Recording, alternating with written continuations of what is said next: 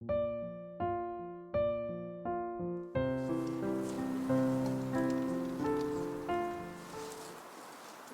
not alarmed, madam, on receiving this letter, for fear of it containing any repetition of those sentiments which were yesterday so disgusting to you. But you have laid 2 charges against me, and I request the right to answer them. The first was that, regardless of the sentiments of either, I detached Mr. Bingley from your sister. I had not been in Hertfordshire long before I saw that Bingley preferred your sister to any other woman. However, whilst I could see that Bingley had formed a very deep attachment, I did not perceive any symptom of particular regard in your sister. If you have not been mistaken here, I must have been in error. My objections to their marriage must be stated. The situation of your mother's family, though objectionable, was nothing in comparison to the total want of propriety so often betrayed by herself, by your 3 younger sisters, and even, occasionally, by your father. Pardon me, it pains me to offend you. Once in London, his sister and I together pointed out the certain evils of his choice, but I do not suppose this would have dissuaded him had it not been seconded by my assurance of your sister's indifference to them. I cannot blame myself for having done thus much. There is but one part of my conduct which I do not reflect with satisfaction. It is that I concealed from Bingley your sister's being in town these past months. Perhaps this concealment was beneath. It is done, however, and it is done for the best. On this subject I have nothing more to say and no other apology to offer.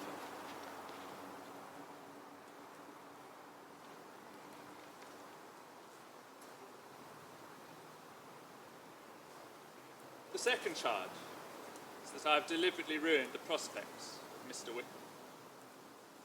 If this were true, I should indeed deserve all your censure. It is, however, wholly untrue, and I can only refute it by laying before you the whole history. Mr. Wickham is my father's godson. When my father died 5 years ago, he left to Mr. Wickham a valuable family living. However, Mr. Wickham soon after informed me that he had resolved against taking orders, and consequently was given £3,000. He later requested more, and was refused. All connection between us seemed then dissolved.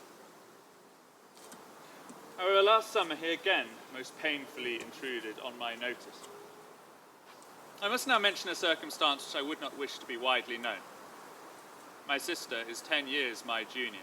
About a year ago she went to live on the coast, and thither also went Mr. Wickham.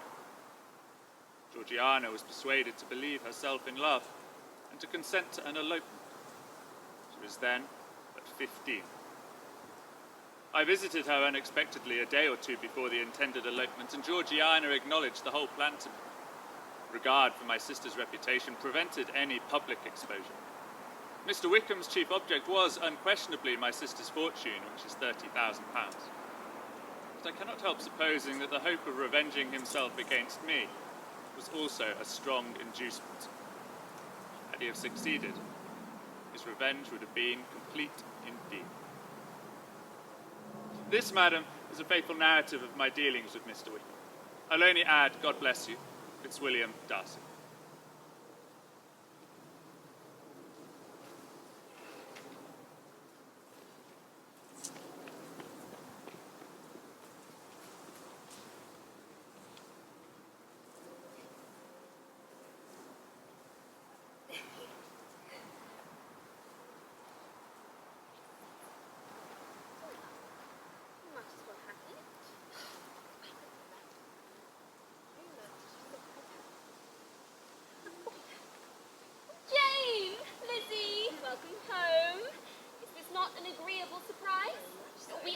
Treat you to a cold lunch at Meryton Inn, but you must lend us the money, for we have just spent ours. Oh, look, I have bought this bonnet. I do not think it is very pretty, but I thought I might as well buy it as not. It's very ugly, is it not, Lizzie? Yes, quite ugly. How can you have thought it worth buying, Lydia? Oh, but there were 2 or 3 much uglier in the shop. Besides, it will not much signify what one wears this summer. For the militia are leaving us. Our hearts are broken. We are going to be encamped near Brighton.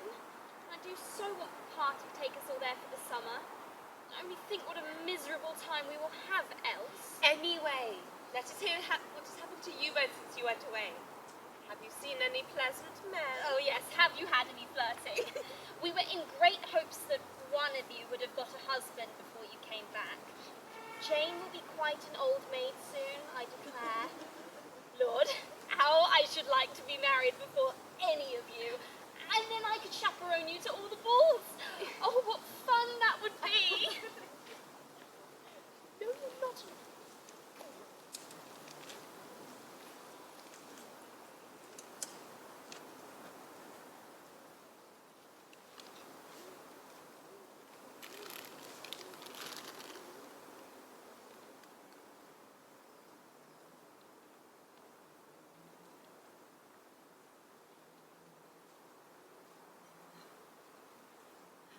Mr. Darcy proposed. I cannot believe it.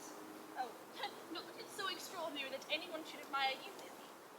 But it's just, he always seemed to dislike you. And yet he was in love with you all along. He must be very disappointed. Indeed, I am heartily sorry for him. But he has other feelings which will soon drive away his regard for me. Jane, you do not blame me for refusing him. Blame you? No. But you do blame me for speaking so warmly of Wickham. I do not know that you were wrong in saying what you did. But how can Mr. Wickham have behaved so badly? If indeed he did. But surely Mr. Darcy would not have invented such a history, especially involving his sister. Jane, this will not do. You will never be able to make both of them good. There is just about enough merit between them to make one good sort of man. And for my part, I'm inclined to believe it all Mr. Darcy's.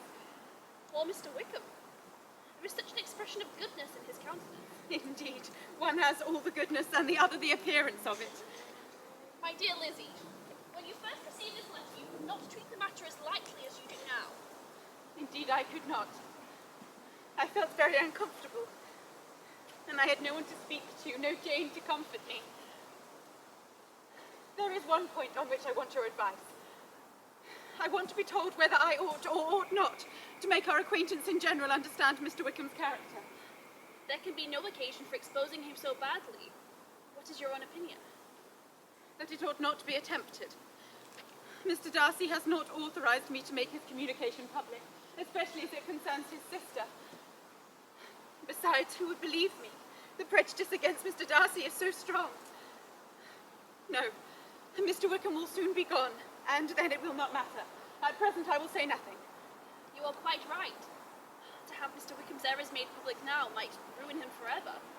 He is perhaps, for now, sorry for what he has done, and we must not make him desperate. Jane, dear, you should not be out without a shawl. Do go and get one. Well, Lizzie, what is your opinion now of this sad business of Jane's? I cannot find out that she saw anything of Mr. Bingley in London. Well, he is a very undeserving young man. There is no hope of his returning to Netherfield, then? I do not believe he will ever live in Netherfield again. Well, it is just as he chooses. Nobody wants him. Huh.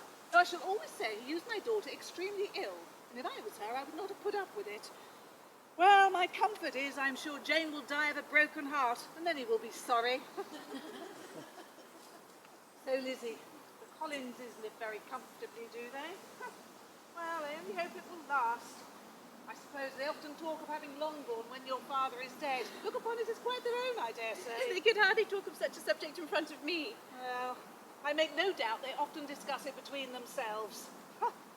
Well, if they can be easy with having an estate that is not lawfully their own, then so much the better. I should be ashamed of having one that was only entailed on me. Huh. Mamma! Mamma! Mrs. Forster has invited me to go and stay with her and Colonel Forster in Brighton. Is it not unfair, Mamma? I cannot see why Mrs. Forster should not have invited me as well as Lydia. I'm her friend too, and have just as much right to be asked. Well, I am her most particular friend, so I'm the one who's going. Ha! Well, I'm sure I'll write to her and even send her a present. It's not my fault Mrs. Forster prefers me. My dear, what an opportunity. We must buy you some new clothes. We can't have you showing yourself up in front of all the officers. All the officers. Father,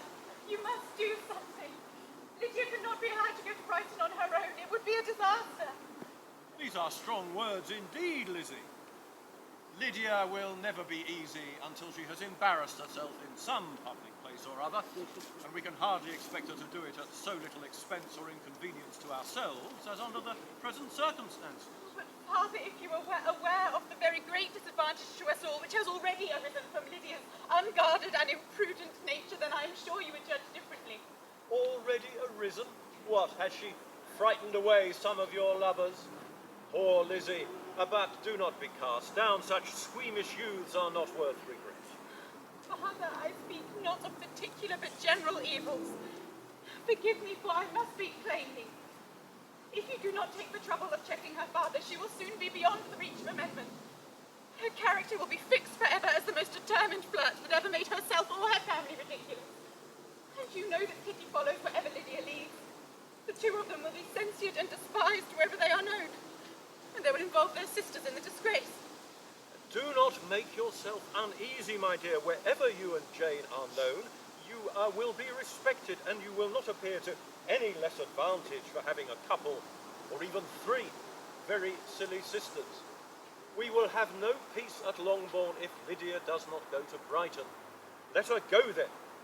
Colonel Forster is a sensible fellow, and he will keep her out of mischief. And luckily she is too poor to be an object of prayer. Indeed, when she sees how many other women are better worth the officer's notice, then she will at last learn her own insignificance. At any rate, she cannot grow many degrees worse.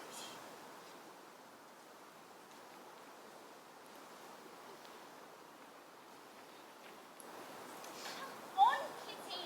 I don't want you to go. I want to go and see my friends. Stop being so slow. What can't you say? Come on! Why can't I go at least? Because nobody likes you.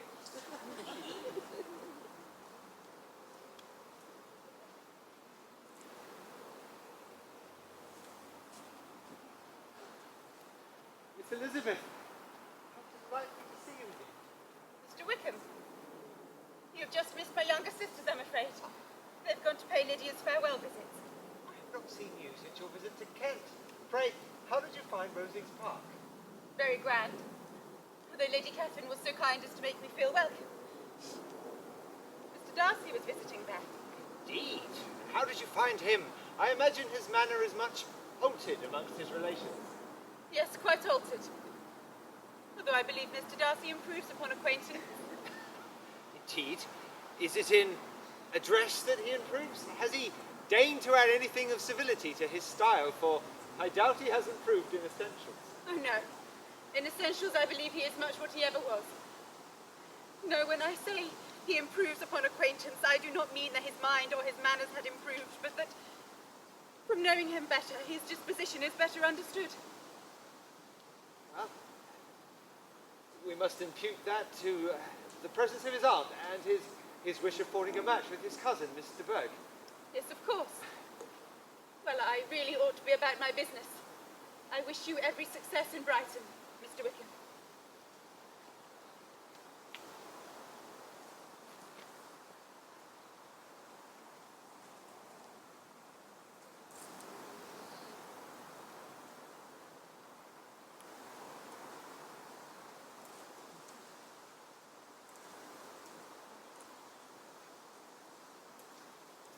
Oh, Lizzie, is not Derbyshire the equal of the lakes?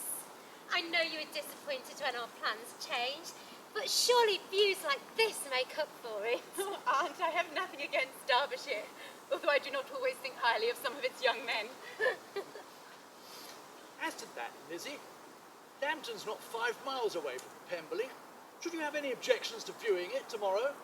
Mr. Darcy's estate? Well, we have no business there.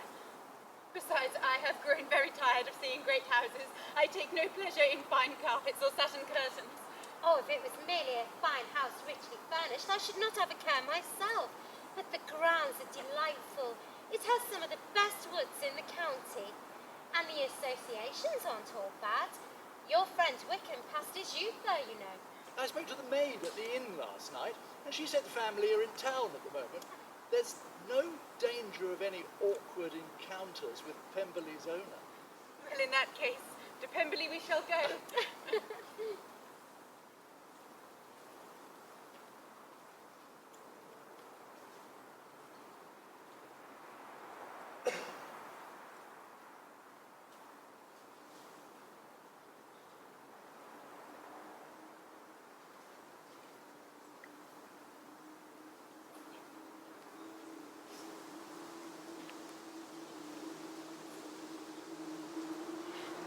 Lizzie, what do you think of Pemberley so far?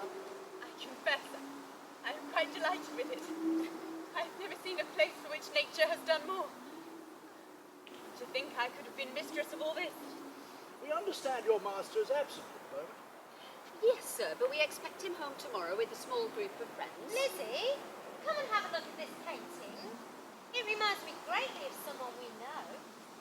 Ah, that is a picture of the son of my late master Stewart.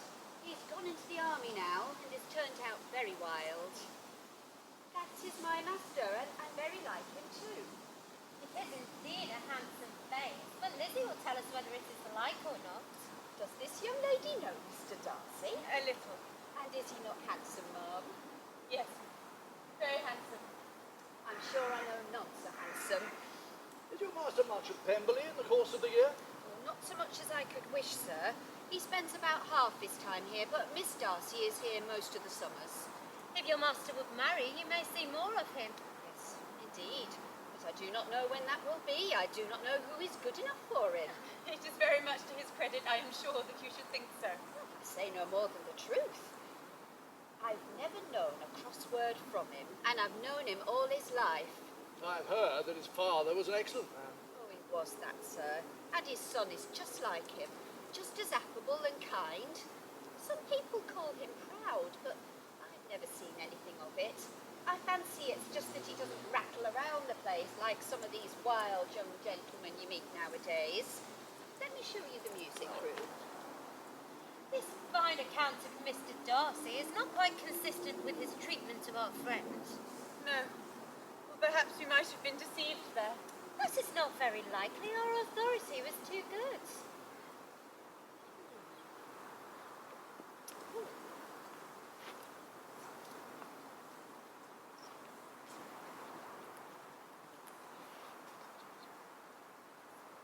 Miss Bennet, Mr. Darcy. I'm honoured to meet you again. Are you well?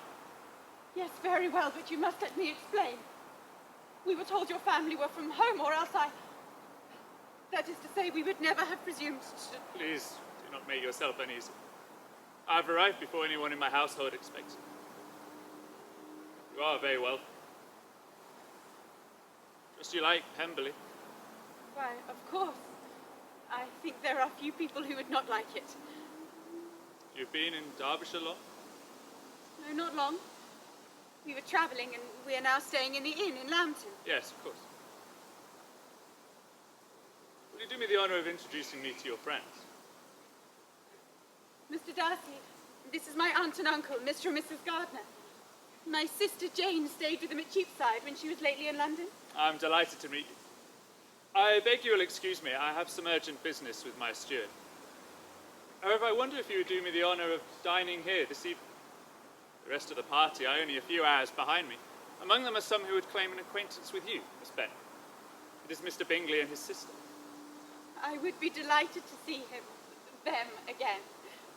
Aunt, uncle, we are not engaged this evening, are we? Indeed not. It would be an honour, sir. There's also one other person in the party who more particularly wishes to be known to you. Will you allow me to introduce my sister to your acquaintance? It would be an honour to meet Miss Darcy. I'm very glad. I'll arrange for a carriage to collect you all this evening.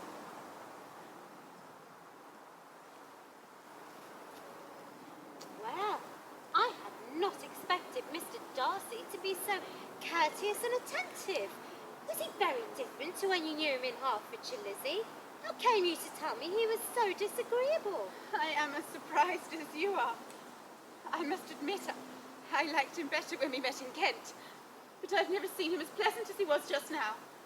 Well, I shall certainly look forward to dinner tonight.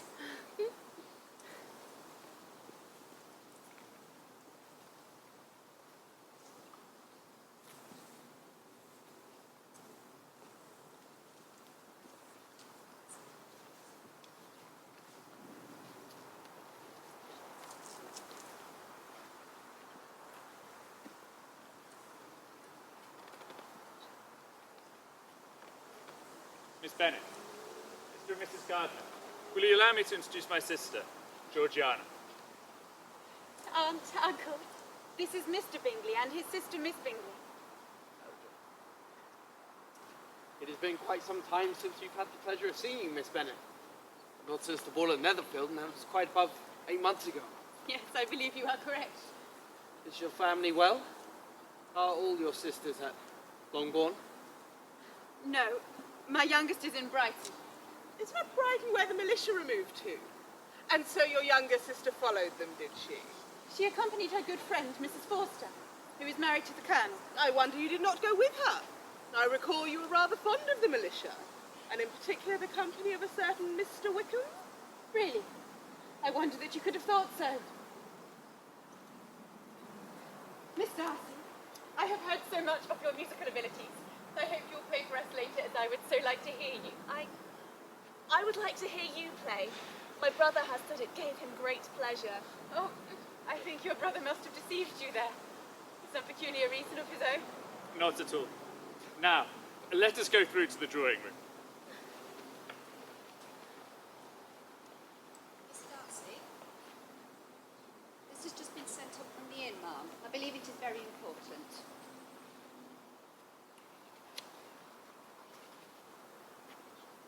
It is from Jane.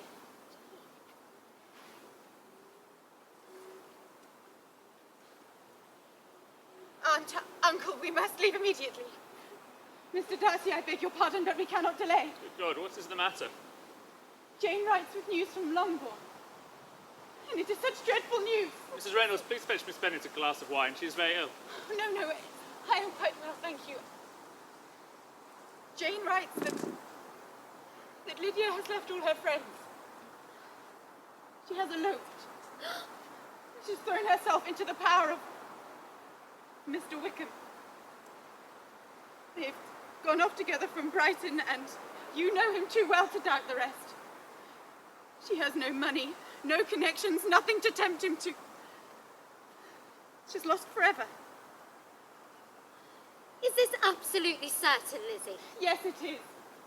They left together from Brighton on Sunday night, and they have been traced almost to London, but not beyond. They have certainly not gone to Scotland to marry. My father has gone to London, and Jane writes to beg your immediate assistance, Uncle. Will you join him there? Oh, but there is nothing that can be done. How is such a man to be worked on? How are they even to be discovered? I have not the smallest hope. I'm grieved indeed. Grieved. Shocked. When I think that I might have prevented it. I who knew what he was. Had his character been known, this would not have happened. We will leave immediately. All will be well, Lizzie. Please, will you allow me to provide you with the use of my carriage? We are indebted to you, sir.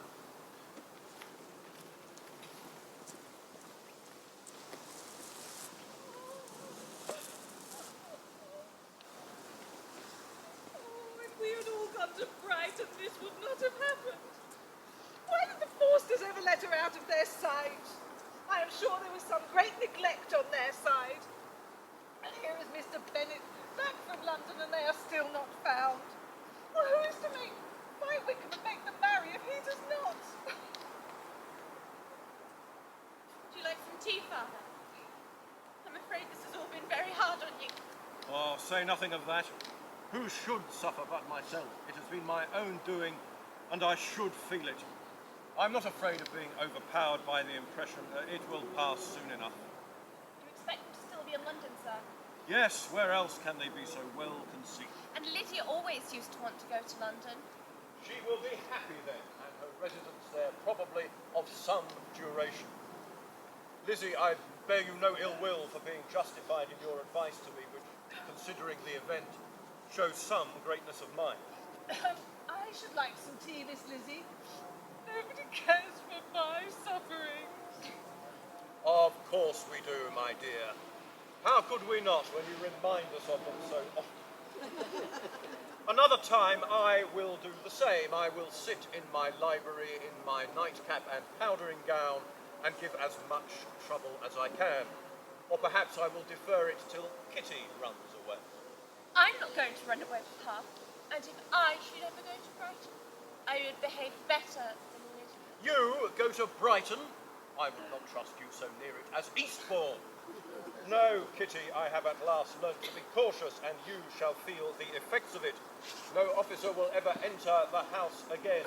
balls will be absolutely prohibited unless you dance with one of your sisters, and you will not be allowed to stir out of doors until you can prove to me that you have spent at least 10 minutes of every day in a rational manner.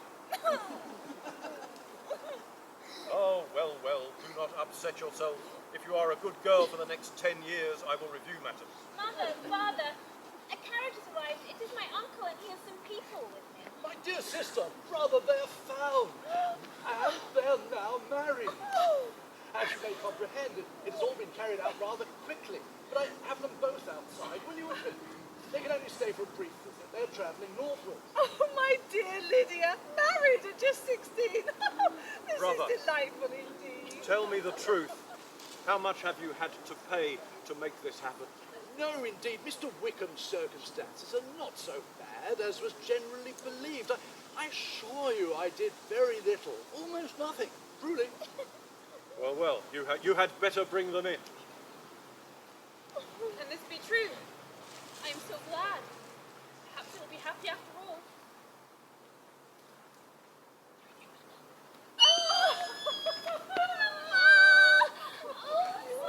Oh, it is so good to see you.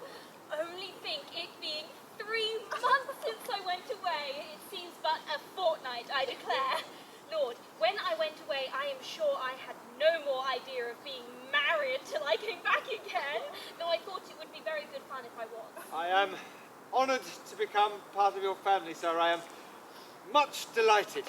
Well, Mamma, and what do you think of my husband? Is he not a charming man? I'm sure my sisters must all envy me. They must all go to Brighton. That is the place to get husbands. But what a pity, Mamma, that we cannot all go. Well, my dear Wickham has a commission in Newcastle. We are on our way there now. You and Papa and my sisters must all come and visit us there. I dare say we will have some balls, and I shall get husbands for you all before the winter is over. I thank you for my share of the favour, Lydia, but I do not particularly like your manner of getting husbands. Such a lovely ceremony. Only it was so very small tonight. Though I always think small ceremonies are nicest. Still, it is a pity, however, that none of our friends could attend. Why, in the end, we only had my aunt, uncle, and Mr. Darcy, all of them scowling away. Mr. Darcy?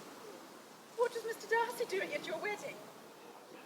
Gracious me, actually, I quite forgot. I ought not to have said a word. It was to be such a secret. Lydia, come, you must introduce me to the famous Hill, who you said has always been such a friend Yes, to you. indeed. Won't Hill be surprised to see me return a married woman, Mamma? Aunt, uncle, how came Mr. Darcy to be at Lydia's wedding? Were you truly unaware, Lizzie? We thought you knew. Why, Mr. Darcy it was who discovered them, niece. He left Derbyshire directly after we did with the express purpose of hunting them down. He claimed that it was entirely his fault that Mr. Wickham's true character hadn't been known, and he insisted on making amends. I confess I did not pay a penny to bring this marriage about. Mr. Darcy did it all. Paid off Wickham's debts, got him a commission, and settled money on him enough to make it worth Wickham's while to marry Lydia. He was most insistent, though, that no one should know of it. And although it means breaking my word, I am very relieved to be able to own the truth to you, my dear. It was not easy having all the credit without having done anything. We would not have let Mr. Darcy take so much upon himself had we not suspected he had another interest in the case. I assure you, Aunt. No matter, Lizzie, no matter. We can wait, especially for news which would make us so glad. May I just say how much I like him? His behaviour to us in every respect has been pleasing and unassuming.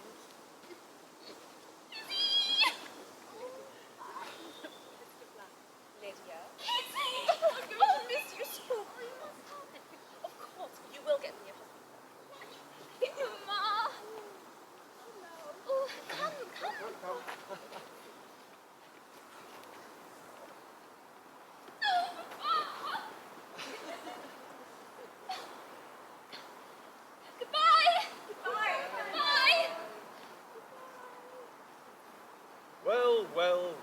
did you ever see such a fine fellow? He simpers, he smirks, he makes love to us all. I am prodigiously proud of him. I defy even Sir William Lucas himself to produce such a valuable son-in-law. Oh, my poor Lydia. I often think there is nothing so bad as parting with one's friends. And this is the consequence, you see, Ma'am, of marrying a daughter. It must make you better satisfied that your other four are single. There is no such thing. Lydia does not leave me because she is married, but only because her husband's regiment happens to be so far off, that's all. You must all take care to marry men who live in the neighbourhood, that's all. Mrs. Bennet, Ma'am. In seeing Miss Lydia, I quite forgot to tell you the news. I saw Mrs. Nichols, the housekeeper at Netherfield, in the market this morning, and she told me that her master was coming down in a day or two with a hunting party to shoot there. Mr. Bingley! Oh, well, what was I to say, Lizzie? Not, of course, that we have any interest in such news. Mr. Bingley is nothing to us, you know. I'm sure I do not care what he does. By the by, I must see what meat we have in. You don't look at me like that, Lizzie. I assure you, this news does not affect me without a pleasure or pain. I am glad of one thing, though, that he appears to come without his sister, because then we shall see less of him. Not that I'm afraid of myself, but I dread other people's remarks. I suppose it is hard that the poor man cannot come to a house he has legally rented without raising speculation. That is just what I think.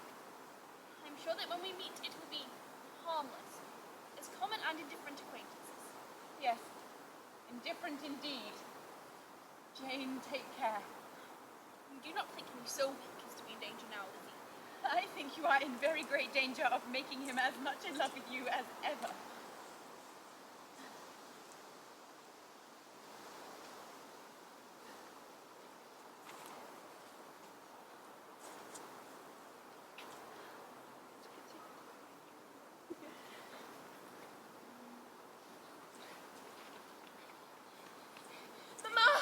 Mamma! Mr. Bingley is coming. And she's a gentleman with him. Mr. What's his name? That awful, proud man. Mr. Darcy. Well, any friend of Mr. Bingley's will always be welcome here, I am sure. What else I must say, I hate the very sight of him. Jane, come here.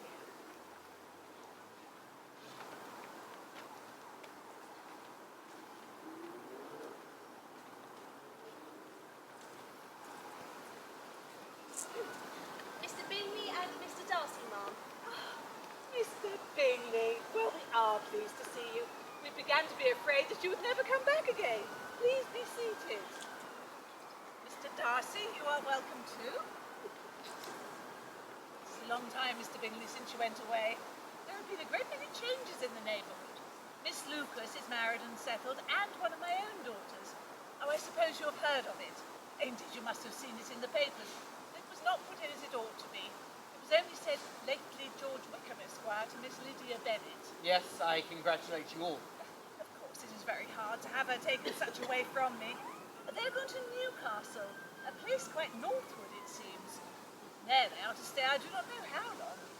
His regiment is there, for he has gone into the regulars now. Thank heaven he has some friends. Though perhaps not as many as he deserves. Do you mean to stay long in the neighbourhood, sir? A few weeks, at least. Well, when you have killed all your own birds, Mr. Bingley, I beg you come here and shoot as many as you please on Mr. Bennet's manor. I'm sure he will be happy to oblige you. Is your sister still at Pemberley, Mr. Darcy? Yes.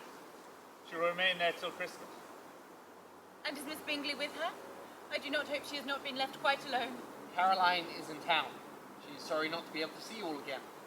Particularly you, Miss Bennet. I'm sorry not to see her. We have missed the society of our friends at Netherfield since she went away. Mrs. Bennet, I wonder if I might have the honour of speaking with Miss Bennet alone. Yes, yes, of course. The breakfast room is empty, I believe.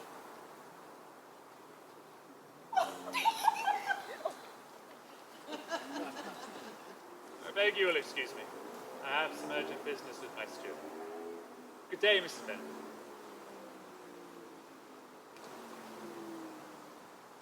Girls, Mr. Bingley is finally going to propose. Did you see he could not be in the same room with her for more than 5 minutes before he had to speak with her alone?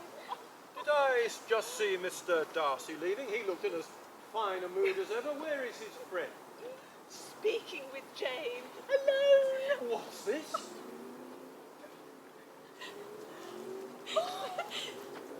Mr. Bennet, I must speak to you quite urgently. I believe I may anticipate you, Mr. Bingley, and say with all sincerity and gladness that I give my consent. Jane, I congratulate you. You will be a very happy woman. I have not a doubt of your both doing very well together. You are each so complying that nothing will ever be resolved upon, so easy that every servant will cheat you, and so generous that you will always exceed your income. Exceed their income, my dear Mr. Bennet. What are you talking of? He has 4,000 or 5,000 a year. Oh, my dear Jane, I am so happy. I knew how it would be. I was sure you could not be so beautiful for nothing. I am so very happy for you both. I could not wish for a better brother. I hope you will hold forth to Netherfield every winter. There could be no harm to dance in my own sister's home, after all. May I use the library? I've heard it's one of the finest in the country. I'm sure we'll be happy to receive you all. Where did Darcy go? He said he had business to attend to. Was it not so, Lizzie? We must have a drink to celebrate, I am sure. Well, Oh my God. I do hope that Mr. Darcy does not disapprove of your decision, Mr. Bingley. Disapprove? Not in the least. Why, he encouraged me to come today. but I thought... Darcy and I discussed the events of last autumn, Miss Bennet. And I can assure you of his full approval of my marrying your sister. Now, I'd better go and start endearing myself to my prospective in-laws. How shall I bear so much happiness? Oh, Lizzie, if I could see you as happy, if there was such another man for you, if you gave me 40 such men, I could never be as happy as you are. Until I have your goodness, I shall never have your happiness. But perhaps in time, if I am very lucky, I may find myself another Mr. Collins.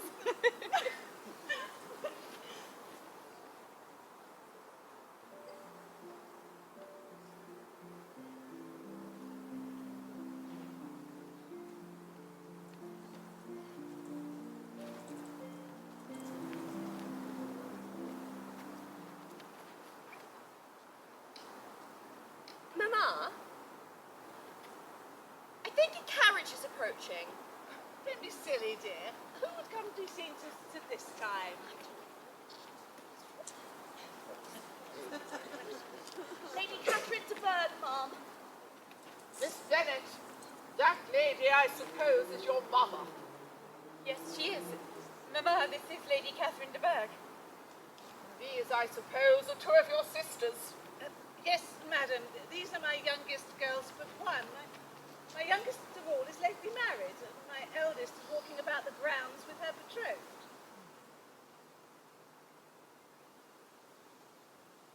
Miss Bennet, there seems to be a prettyish kind of wilderness by the side of your lawn. I should be glad to take a turn in it, if you would favour me with your company. Yes, of course, Lady Catherine. If you wish.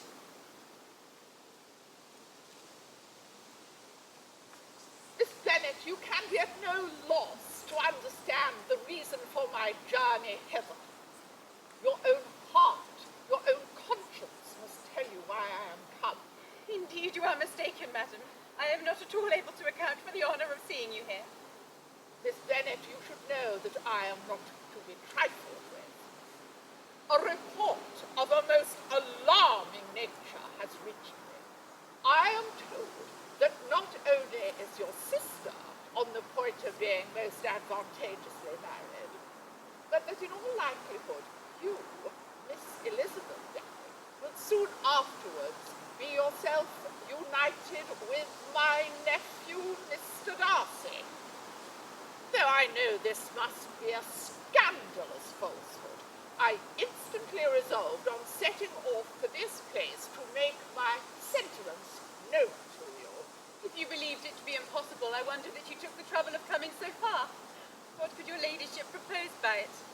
At once to insist upon having such a report universally contradicted. Your coming so far to Longbourn to see me shall rather be confirmation of it, if indeed such a report is in existence.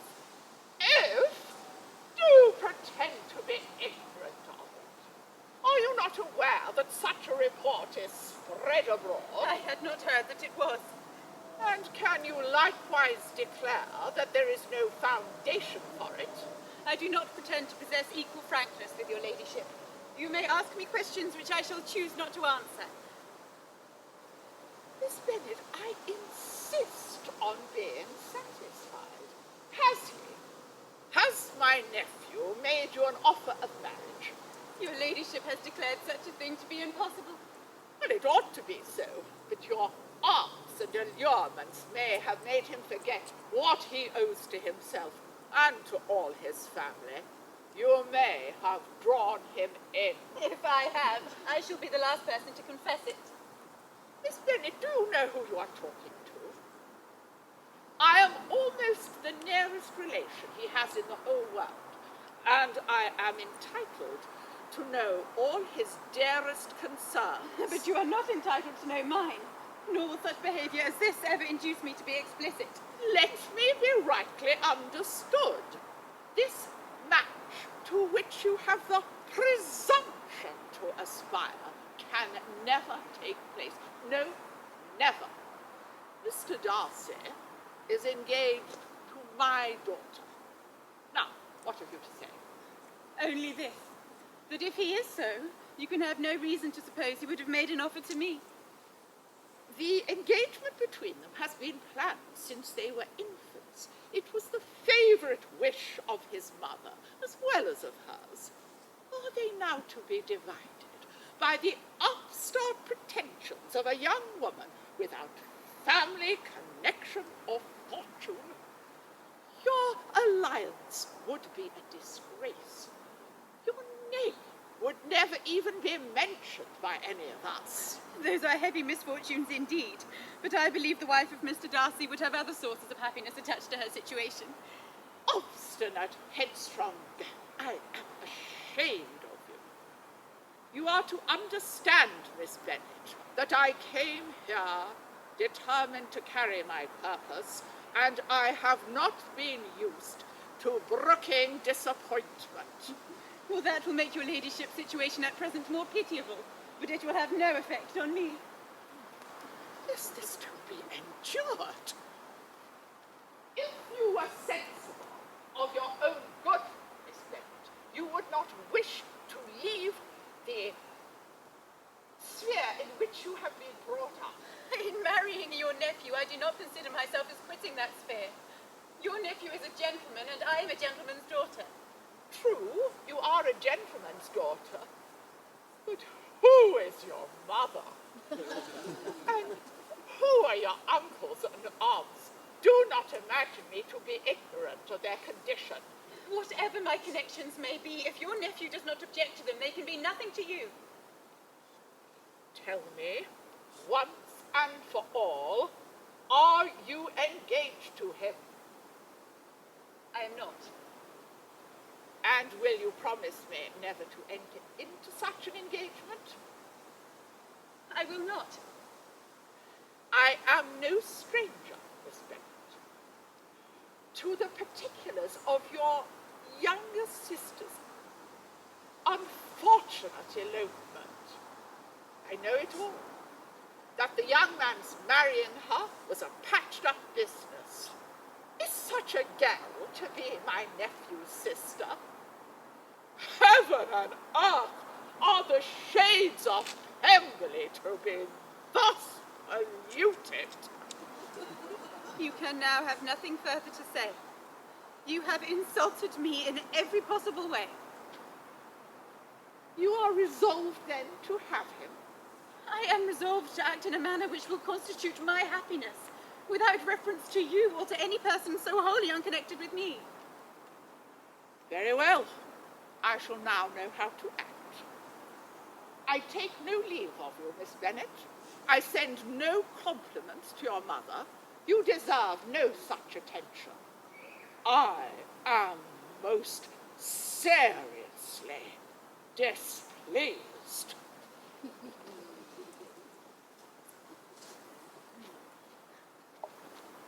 Well now, another grand visitor leaves us in a temper.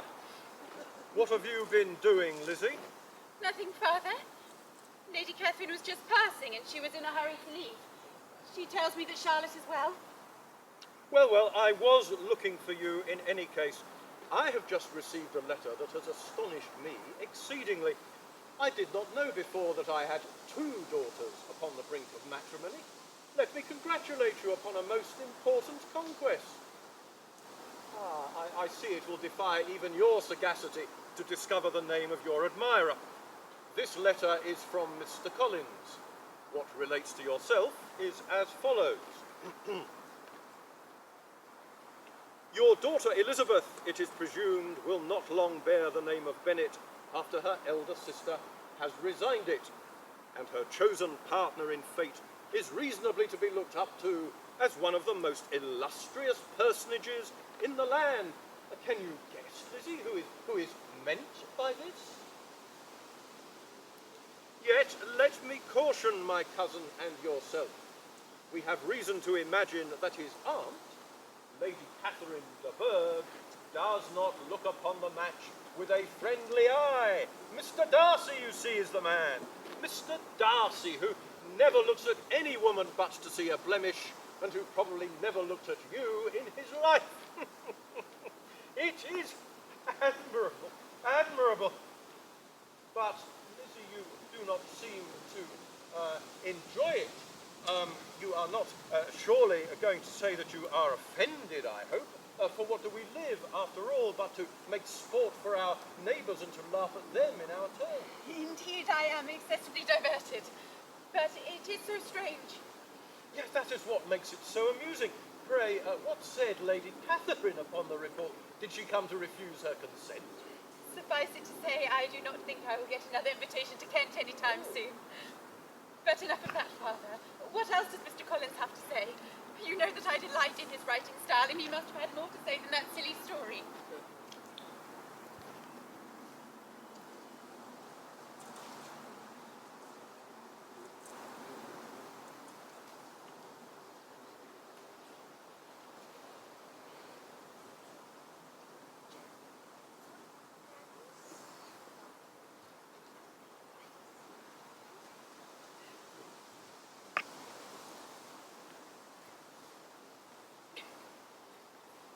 Lizzie, Kitty, would you like to come for a walk with us? Yes, do. For Mr. Darcy must have some company whilst the lovebirds coo at each other. Yes, of course, we would be delighted. Oh no, Mamma, you must excuse me. Father has insisted that I read at least 3 chapters by this evening and discuss them with him. I must continue.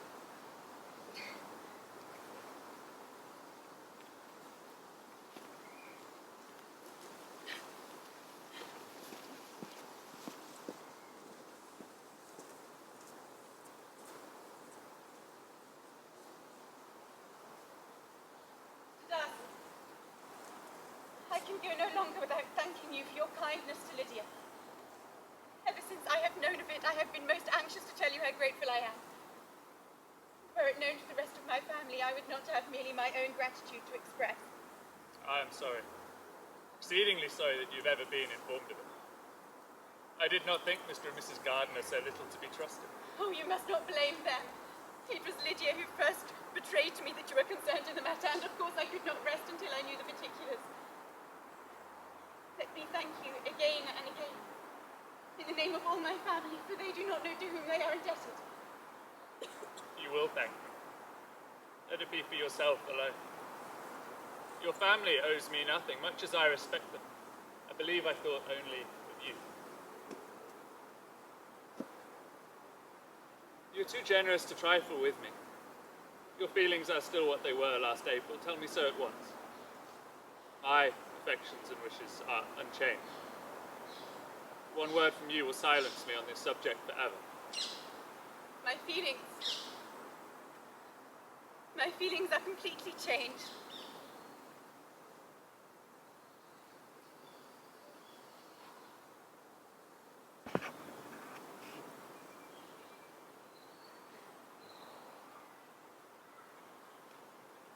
aunt told me of her meeting with him. I believe it had quite a different effect to the one she intended. It taught me to hope, as I'd scarcely ever allowed myself to hope before. I knew that had you been absolutely, irrevocably decided against me, you would have acknowledged it to Lady Catherine quite openly. Yes, having abused you so abominably to your face, I could have no scruple in abusing you to all your relations. You say of me that I did not deserve. My behaviour to you at the time was unpardonable. Your reproof, I shall never forget. Had you behaved in a more gentlemanlike manner. You know not how those words have tortured me. I had not the smallest idea of their ever being felt in such a way. I can easily believe it. You thought me devoid of every proper feeling, I am sure you did. The turn of your countenance I shall never forget, as you said that I could not have addressed you in any possible way that would have induced you to accept me. Please do not repeat what I said then. I assure you I have long felt most heartily ashamed of it. I have been a selfish being all my life. As a child I was given good principles, but left to follow them in pride and conceit. Such I was, such I might still have been, but for you, dearest, loveliest Elizabeth.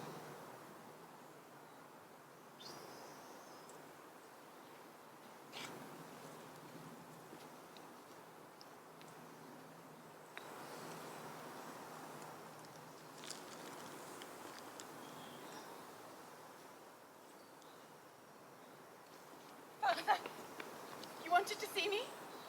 I have just had your prospective bridegroom in here. Lizzie, what are you doing? Are you out of your senses to be accepting this man? Have you not always hated him? Do you have any objection other than your belief of my indifference? None at all. We all know him to be a proud, unpleasant sort of man, but it would be nothing if you really liked him. I do. I do like him. I love him. Indeed, he has no improper pride. He is perfectly amiable. Oh, I have given him my consent. He is not the kind of man, indeed, to whom I should dare refuse anything. But let me advise you to think better of it. I know your disposition, Lizzie. I know you will not be happy unless you truly esteemed your husband. My child, let me not feel the grief of you of being unable to respect your partner in life. Father, I know what I am doing. Perhaps I have not always loved him as I do now, but now I know his true character, I cannot help loving him. Well, if that is truly the case, he deserves you. I would not have parted from you, my Lizzie, for anyone less worthy.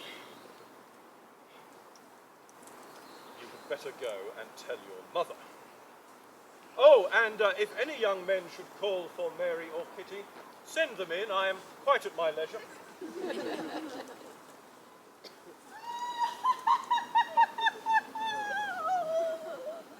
Oh, good gracious, Mr. Darcy! Who would have thought it? Oh, my sweetest Lizzie, how rich you will be! Ah, what pin money, what jewels, what carriages you will have! Oh, Jane's match is nothing to it, nothing at all. Oh, such a charming man, so handsome. Oh, dear, dear Lizzie. House in town, everything that is charming. 3 daughters married. Oh, 10,000 a year. Oh, my lord, I shall go distracted. Engaged? To Mr. Darcy? Surely it cannot be. No.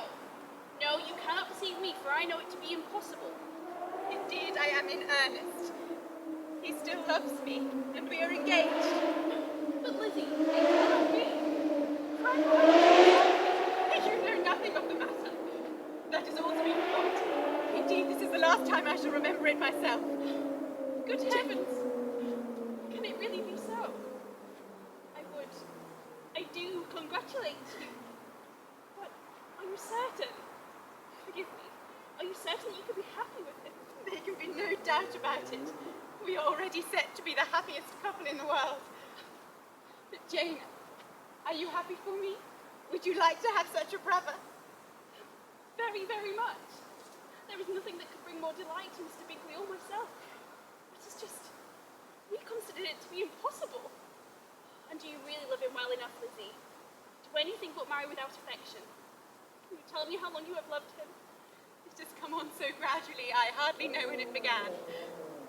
Although I think I can perhaps date it back to first seeing his beautiful grounds in Pemberley. Dear Lizzie, be serious. Jane, I am being serious. You know that I would not accept an offer of marriage without being certain, however grand the man's estate. Jane, truly I do love him so very, very much. Then I'm quite content. For you will be as happy as myself.